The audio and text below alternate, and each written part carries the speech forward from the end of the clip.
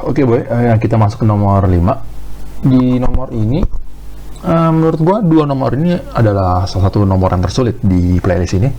Dan gue mengizinkan lo untuk men-skip video ini untuk dua soal ini. Tapi kalau lo masih mau lanjut, oke silahkan nonton. Jadi di soalnya kayak gini. Sebuah bola pejal diluncurkan pada lantai datar yang kasar. Jika jari-jari bola itu R, masanya M, sedangkan koefisien geseknya mu, laju linear awal bola saat diluncurkan adalah V0. Makanya tanya adalah, usaha yang dilakukan gaya gesek dari sejak bola diluncurkan sampai mencapai kondisi gerak menggelinding tanpa slip. Dia bilang sampai mencapai kondisi gerak tanpa slip. Berarti saya simpulkan di sini awalnya dia menggelindingnya dengan slip gitu. Berarti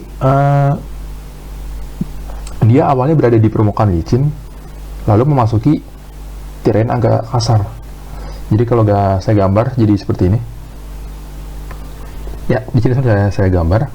Jadi ceritanya misalkan bola ini berada di permukaan licin, misalkan di es. Kalau dia di permukaan yang secara hipotesis sangat licin, di mana benar-benar tidak ada gaya-gaya sedikit pun, maka bola ini tidak mungkin dapat berotasi.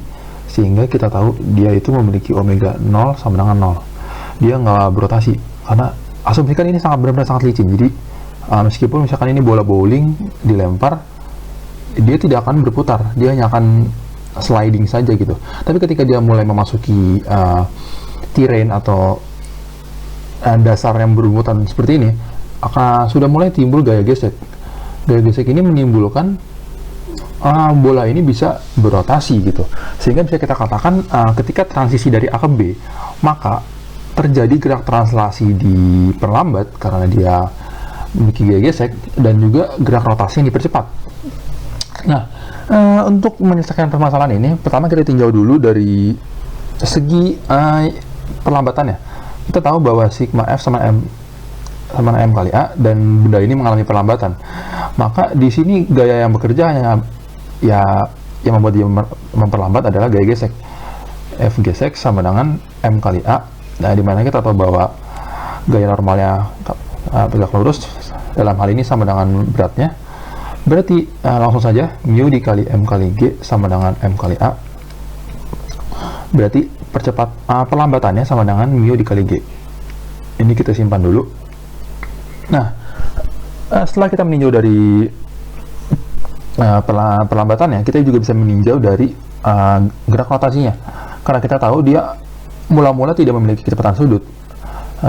Dan sedangkan ketika memasuki rumutan ini, dia jadi memiliki percepatan sudut. Jadi kita bisa menggunakan rumus omega sama dengan omega awal ditambah alpha t, di mana omega awalnya 0, maka omega sama dengan percepatan sudut dikali waktu. Nah, pertanyaan saya adalah, apa yang menyebabkan dia memiliki percepatan sudut? Apa? Ya, benar, karena adanya torsi. Jadi,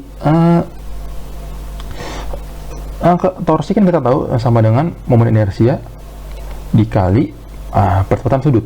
Dan yang menyebabkan torsi ini adalah gaya gesek dalam hal ini. Berarti F gesek dikali R jari-jarinya. Berarti kalau kita susun ulang, berarti alfa sama dengan tau per I sama dengan F gesek dikali R per I. Berarti kalau kita masukkan ke sini sama dengan F gesek dikali R kali T per I. Dan kalau kita uraikan lebih lanjut, gaya geseknya sama dengan mu dikali M kali G kali R kali T per I. Itu apa? Momen inersia. Dibilang kan bola pejal, kita tahu bahwa bola pejal itu K-nya sama dengan 2/5. Tapi kita tulis dulu dalam bentuk K untuk mendapatkan rumus umum. Jadi Km R kuadrat. Bisa dicoret. Maaf. Mohon maaf, ada sedikit kesalahan teknis. Kita lanjutkan. M-nya bisa dicoret, R-nya bisa dicoret, menyisakan kita dengan omega sama dengan mu G kali T per KR. Nah, kita sudah ada meninjau dari segi gerak rotasinya. Sekarang kita tinjau dari segi gerak translasinya. Nah, kalau kita ini misalkan kita bataskan dulu sebentar. Dari segi gerak translasi, kita tahu bahwa dia memiliki kecepatan mula-mula V0, dan ketika memasuki rumputan dia memiliki kecepatan V, dan karena dia memiliki GGC pasti kecepatan V0 ini lebih besar sehingga dia mengalami GLBB diperlambat.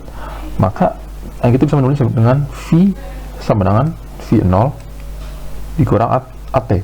Dalam hal ini perlambatannya adalah mu kali G yang ini, berarti V0 dikurang mu GT. Nah, kan dibilang dia memasuki gerak gelinding tanpa slip, kan gerak menggelinding tanpa slip.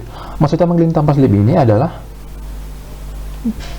kita tahu ketika benda berputar atau menggelinding, dalam hal ini dia memiliki perpindahan secara translasi yaitu delta X misalkan, dan juga dia memiliki perpindahan secara rotasi. Misalkan kita taruh kelereng di sini, selama dia bergerak sejauh delta X, kelereng ini telah bergerak sejauh ini, misalkan delta R gitu.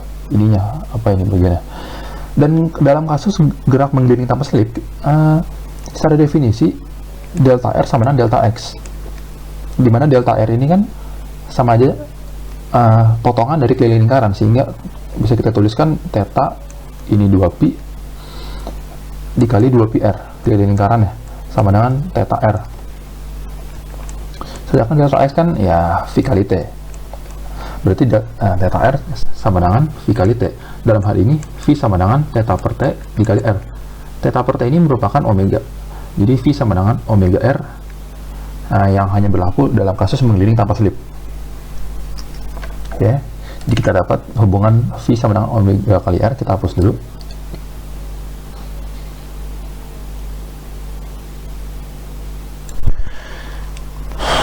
Oke,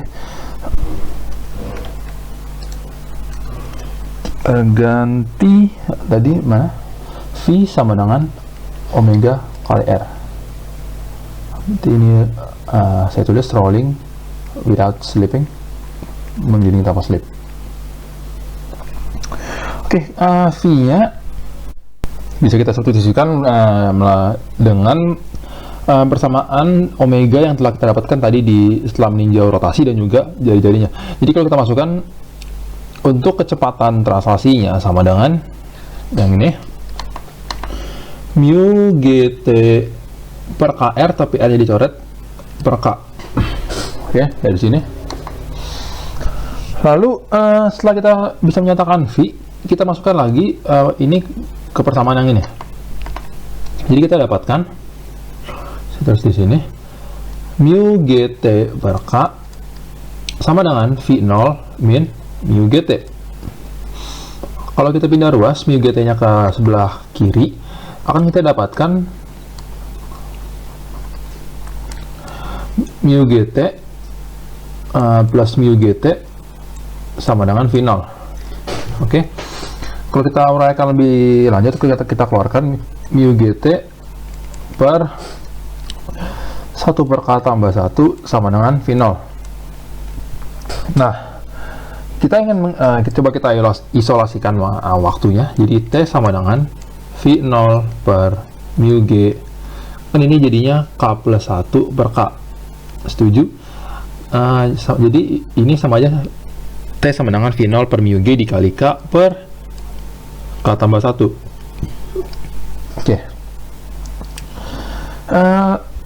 Di sini kita ingin menyatakan V dalam bentuk V0, karena strategi kita kan ini tanya berapa usaha yang dilakukan kan.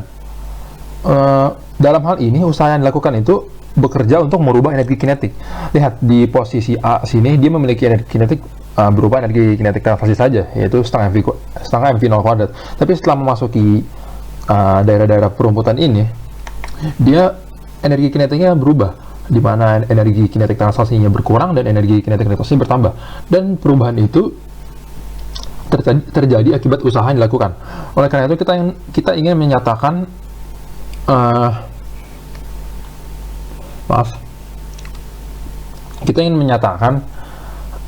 kita ingin mencari V, hubungan V dengan V0. Maka dari persamaan waktu ini kita substitusikan kembali ke rumus ke persamaan yang ini. Ya.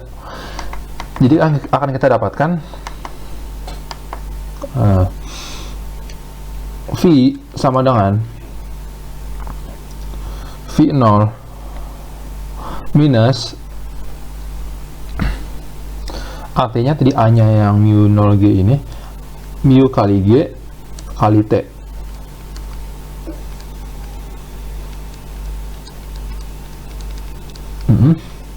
Nah, mu G bisa coret, berarti tinggal V0 bisa kita isolasi, V sama dengan V0 dikali 1 kurang K per K tambah 1.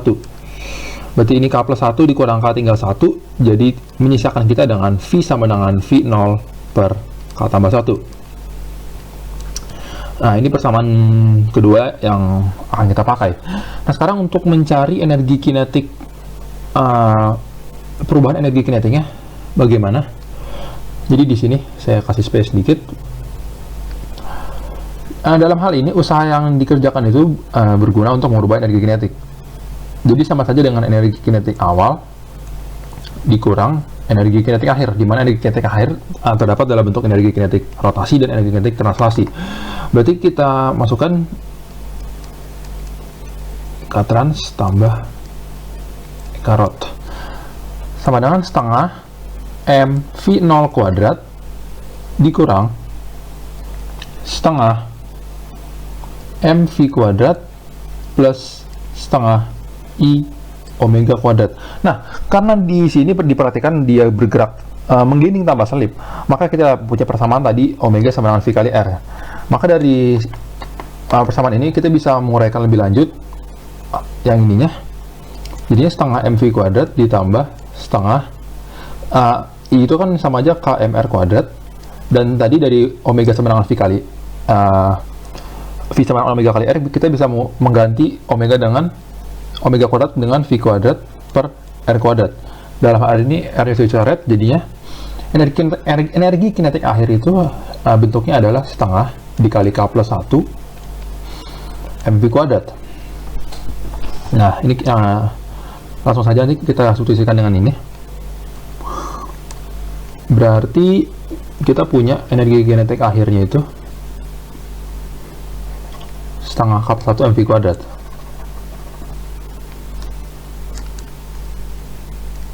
Setengah K plus 1 MV kuadrat.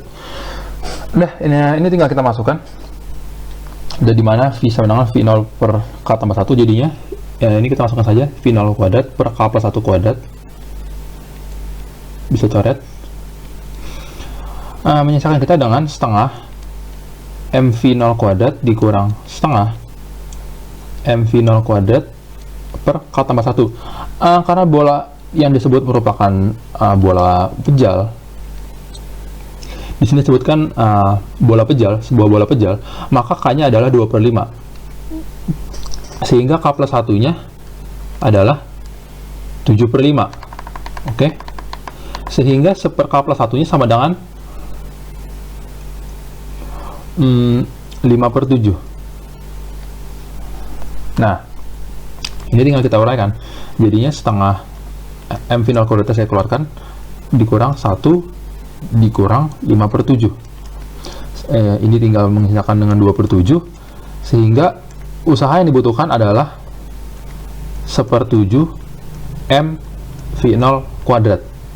Ya, sangat panjang, tapi apakah ada di pilihan jawaban?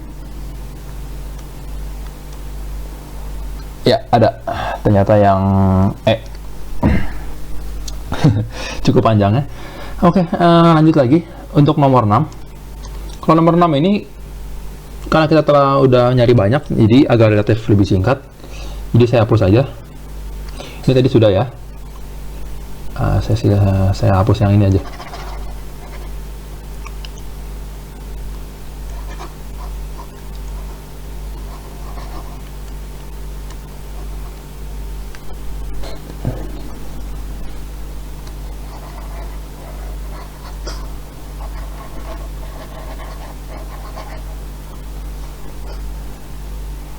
Oke, untuk nomor 6. Yang diminta adalah jarak yang ditempuh bola dari sejak diluncurkan sampai mencapai gerak begini tanpa selip. Oke, jadi dari saat dia berubah dari kondisi A ke kondisi B, berapa jarak yang telah ditempuh? Seperti ini, delta S. Maka kita bisa langsung saja menggunakan persamaan GLBB diperlambat.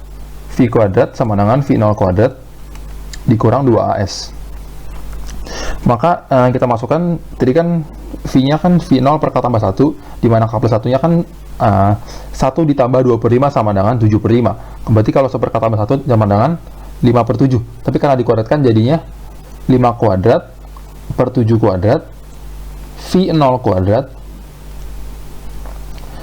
sama dengan V0 kuadrat dikurang 2 A-nya dari sini mu G dikali S. Oke.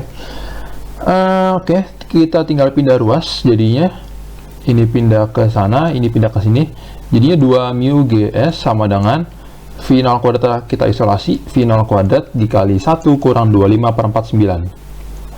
Ya, 1 kurang 25 per 49 ini kan berapa ya? 49 kurang 25, 24 ya. Jadinya 2 mu GS sama dengan 24 per 49 V0 kuadrat. Sehingga kalau kita ingin mencari S, ini bisa kita coret. Jadinya S sama dengan 12 per 49 V0 kuadrat per mu G. Oke. Apakah ada di pilihan jawaban? 12. Oh, ada. Yang B. Oke. Jadi sekian pembahasan video dari saya. Mohon maaf jika pembahasan video ini agak panjang. Ya, karena telah saya bilang tadi, jika nggak mau nonton silahkan di skip saja khusus nomor ini. Karena memang saya akui nomor ini pun saya sendiri agak sulit mencernanya. Tapi sekian pembahasan dari saya. Semoga bermanfaat dan sampai jumpa kembali.